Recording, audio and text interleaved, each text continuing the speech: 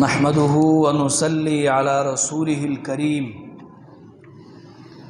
أما بعد فأعوذ بالله من الشيطان الرجيم يسألونك عن الأنفال قل الأنفال لله والرسول فاتقوا الله وأصلحوا ذات بينكم وأطيعوا الله ورسوله إن كنتم مؤمنين۔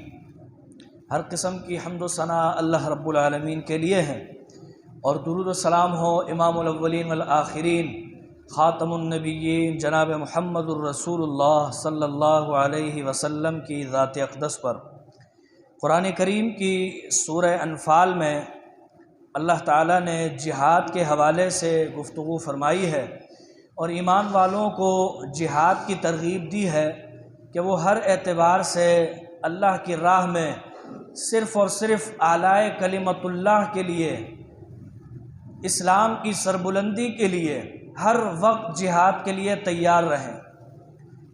اسی سورہ مبارکہ میں اللہ تعالیٰ نے فرمایا وَأَعِدُّوا لَهُم مَّا اسْتَطَعْتُمْ، جتنی طاقت ہو، جتنی حیثیت ہو، اس کے مطابق ہر وقت تیار رہا کرو۔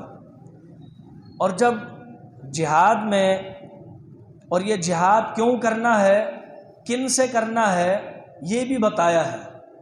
اللہ تعالیٰ نے فرمایا ہے کہ تم جب جہاد کرو گے تو وہ کافروں سے کرو گے، اس لیے کہ انہوں نے ذَلِكَ بِأَنَّهُمْ شَاقُّوا اللَّهَ وَرَسُولَهُ، وہ لوگ اللہ اور اس کے رسول کی مخالفت کرتے ہیں، دین اسلام کو دبانے کی کوشش کرتے ہیں۔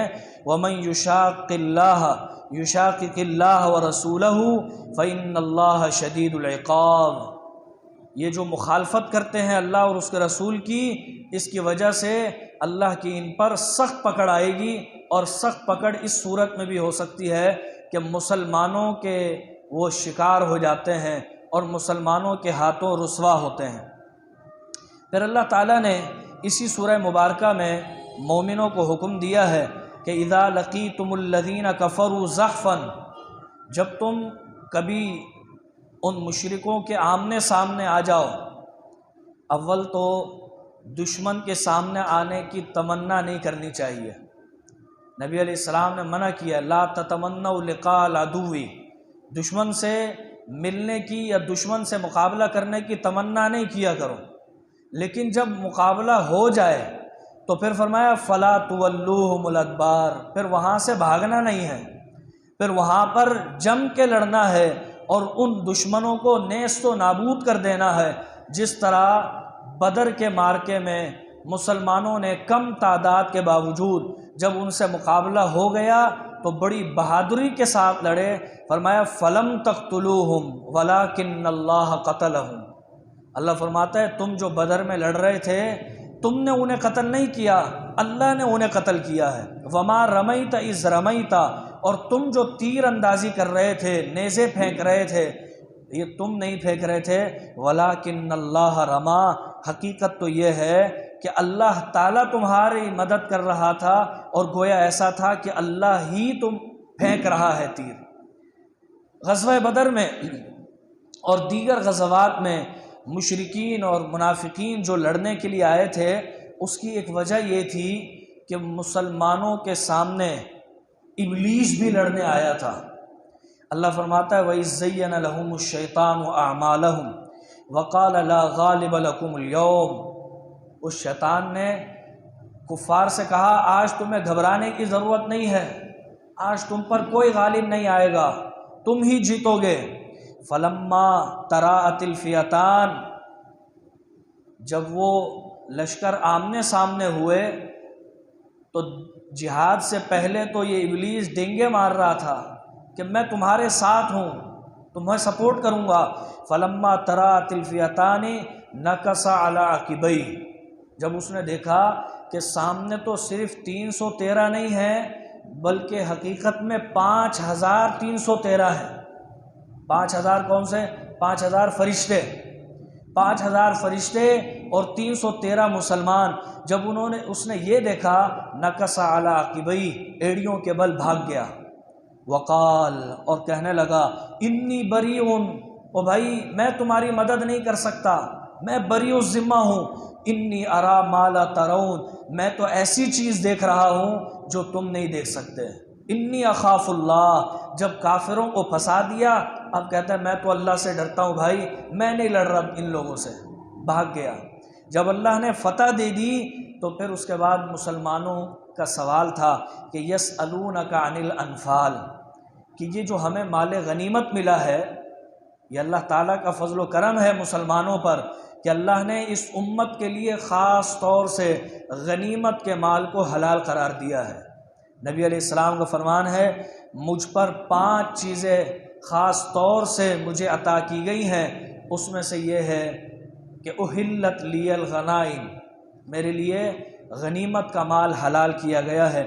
فرمایا یسألونک عن الانفال، آپ سے سوال کرتے ہیں مال غنیمت کے بارے میں، قل انہیں بتا دیں انفال للہ والرسول، یہ جو مال غنیمت ہے یہ تو اللہ اور اس کے رسول کے لیے ہے۔ مال فے بھی ہوتا ہے، ایک مال فے ہوتا ہے، ایک مال غنیمت۔ مال غنیمت دشمن سے مقابلے کے بعد ملتا ہے، اور مال فے وہ ہوتا ہے جو دشمن لڑے بغیر ڈر کے بھاگ جاتا ہے اور اپنا مال چھوڑ کے بھاگ جاتا ہے۔ پھر سورہ مبارکہ میں اللہ تعالیٰ نے فرمایا ہے وضاحت کے ساتھ کہ وَاعْلَمُوا، ایمان والو یہ جان لو، انما غنمتم من شیء، تمہیں جو مال غنیمت ملتا ہے کچھ بھی، فَأَنَّ لِلَّهِ خُمُسَهُ، تو اللہ اور اس کے رسول کے لیے اس کا خمس ہے۔ 5 حصے کرو، اس میں سے ایک حصہ اللہ اور اس کے رسول کے لیے خاص ہے۔ وَلِذِي الْقُرْبَى، قریبی رشتہ داروں کے لیے، رسول چاہیں تو اپنے قریبی رشتہ داروں کو دے سکتے ہیں۔ وَالْيَتَامَى، چاہیں تو یتیموں کو، مسکینوں کو اور مسافروں کو بھی دے سکتے ہیں۔ پھر اسی سورہ مبارکہ میں اللہ تعالیٰ نے جہاں مومنوں کو کفار کے لیے ہر دم تیار رہنا کا حکم دیا ہے، وہیں یہ بھی فرمایا ہے کہ اپنی صفوں میں اتحاد رکھنا۔ اطیعوا اللہ ورسولہ، اللہ اور اس کے رسول کی اطاعت کرتے رہنا۔ ولا تنازعوا، آپس میں اختلاف نہ کرنا۔ فتفشلوا، بزدل ہو جاؤ گے۔ وتذهب ريحكم واصبروا، اور وہ تمہارا جو منظم اجتماع ہے، اتحاد ہے، وہ بکھر کے رہ جائے گا۔ دیکھنا واصبروا، کوئی بات بری بھی لگ جائے تو اتحاد سے نہ ہٹنا، صبر کرتے رہنا۔ پھر اس سورہ مبارکہ میں اللہ تعالیٰ نے فرمایا کہ اگر تم متحد ہو کر ایمان اور اخلاص کے ساتھ لڑو گے تو تمہارا ایمان پاورفل ہوا تو یقیناً تم 20 ہوئے اگر تو تم 200 پر بھاری پڑ جاؤ گے، اگر تم 100 ہوئے تعداد میں تو تم الفم من الذین کفروا، تم 1000 پر بھی بھاری پڑ سکتے ہو۔ 100 یعنی 1 کے مقابلے میں 10 بھی آ جائیں تو تم جیت سکتے ہو۔ پھر اللہ نے فرمایا الآن خفف اللہ عنکم وعلم ان فیکم ضعفا، اللہ تعالیٰ نے دیکھ لیا ہے کہ تم کچھ ہلکے ہو گئے ہو اور تم میں کچھ کمزوری آ گئی ہے، یعنی ایمان کی بھی اور ظاہری ہتھیاروں کی بھی۔ تو اللہ نے فرمایا فَإِن يَكُن مِّنكُم مِّئَةٌ، اب اگر تم 100 ہوئے تو یغلبوا 200، تو 200 پر بھاری پڑ سکتے ہو آرام سے، اور اگر تم 1000 ہوئے تو یغلبوا 2000، 2000 پر بھاری پڑ جاؤ گے۔ اسی سورہ مبارکہ میں اللہ تعالیٰ نے بدر کے ان قیدیوں کے حوالے سے بیان کیا ہے کہ جنہوں نے جو مسلمانوں کی قید میں آئے تھے 70 کفار، انہیں نبی علیہ السلام نے صحابہ کی مشاورت کے بعد فدیہ لے کر چھوڑ دیا تھا۔ ابو بکر صدیق نے مشورہ دیا تھا کہ آپ ان سے فدیہ لے لیں، ان سے کچھ پیسے لے لیں، اس پیسوں کا ہم ہتھیار لیں گے اور ان کے مقابلے میں اور مستحکم ہو جائیں گے۔ جبکہ سیدنا عمر کا یہ مشورہ تھا کہ آپ ان سب کو مار دیں، میرے جو رشتہ دار ہیں میرے حوالے کریں، میں اپنے ہاتھ سے ان کی گردن اتارتا ہوں۔ سیدنا علی کا بھائی عقیل آیا ہے، آپ سیدنا علی کے حوالے کریں، عقیل کی گردن وہ اپنے ہاتھ سے اڑائیں گے۔ لیکن نبی علیہ السلام نے ابو بکر صدیق کا مشورہ مان کر اس پر عمل کیا اور مشرکین کے 70 قیدیوں کو چھوڑ دیا۔ اللہ تعالیٰ کو یہ بات ناپسند لگی اور اللہ تعالیٰ نے آپ علیہ السلام کو فرمایا ما کان لنبی، کسی نبی کے لیے جائز نہیں ہے ان یکون لہ اسرا، کہ اس کے پاس قیدی آئے ہیں حتیٰ یسخن فی الارض، وہ زمین میں فساد برپا کرتے تھے، اب اس نے کیا کیا، کچھ پیسے لے کر چھوڑ دیا۔ تریدون عرض الدنیا، تم چاہتے ہو دنیا کی زندگی، واللہ یرید الآخرہ، اللہ چاہتا ہے کہ تم آخرت کی تیاری کرو۔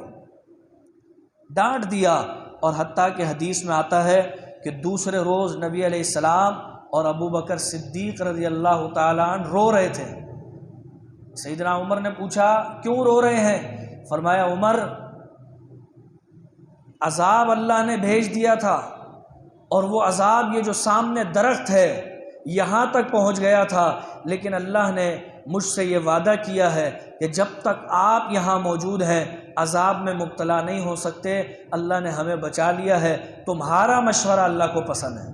اس کے بعد اللہ تعالیٰ نے سورہ برات، سورہ توبہ میں مشرکین سے اعلان برات کیا ہے، براۃ من اللہ ورسولہ الی الذین عاہدتم من المشرکین، اللہ تعالیٰ بالکل بری الذمہ ہے، مشرکوں سے کوئی تعلق نہیں ہے اللہ اور اس کے رسول کا، بلکہ فرمایا وَأَذَانٌ مِّنَ اللَّهِ وَرَسُولِهِ إِلَى النَّاسِ يَوْمَ الْحَجِّ الْأَكْبَرِ، یہ اعلان برات حج اکبر والے دن اللہ اور اس کے رسول کی طرف سے ہے تمام مشرکوں کو۔ لیکن اس کا یہ مطلب نہیں کہ مشرکوں کے حقوق بھی بیان نہیں کیے، بلکہ جہاں اعلان برات کیا وہیں ساتھ میں فرمایا کہ اگر کوئی مشرک تم سے پناہ کا طلبگار ہو فَأَجِرْهُ، تو اسے پناہ دے دو، حتیٰ یسمع کلام اللہ، یہاں تک کہ وہ اللہ کا کلام سن لے۔ اسی سورہ مبارکہ میں اللہ تعالیٰ نے مشرکوں کو بیت اللہ سے دور رکھنے کا حکم دیا، فرمایا یا ایھا الذین آمنوا انما المشرکون نجس، یہ تو نجس ہیں، پلیت ہیں، فلا یقربوا المسجد الحرام بعد عامہم ھذا، اس سال کے بعد یہ لوگ مسجد حرام کے قریب بھی نہ آئیں۔ حالانکہ یہ مشرک بیت اللہ کے متولی تھے، بیت اللہ میں حاجیوں کو پانی پلاتے تھے، انہیں سرید بنا کر کھلاتے تھے، جو عربوں کے ہاں بڑی مشہور ڈش ہے۔ لیکن اللہ تعالیٰ فرماتا ہے کہ مسجدوں کو آباد کرنا صرف ایمان والوں کی شان ہے، ان کو نکال دو یہاں سے۔ اور فرمایا اجعلتم، کیا تم یہ سمجھتے ہو کہ سقایت الحاج و عمارت المسجد الحرام، کہ مسجد حرام کی صرف خدمت کر لو گے اور حاجیوں کو پانی پلا لو گے،